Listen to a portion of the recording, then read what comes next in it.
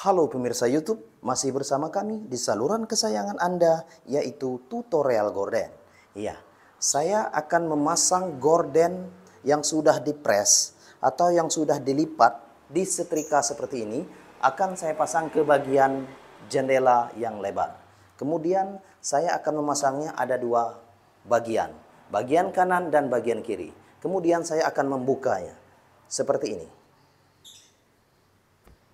Kira-kira seperti ini ya. Saya akan memasangnya, kemudian di bagian depan sudah ada bentuknya, berlipat-lipat. Kemudian ini adalah bagian belakang. Saya sudah menyediakan kawat-kawat gorden dan akan saya pasang ke bagian rel.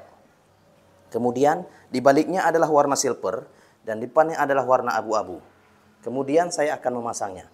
Anda harus melihat dari bentuk gorden yang saya buat, kemudian Anda bisa membuatnya atau mencontoh gorden yang saya buat. Oke, terima kasih. Salam tutorial gorden. Gorden ini akan saya pasang ke bagian atas jendela seperti itu. Oke, saksikan.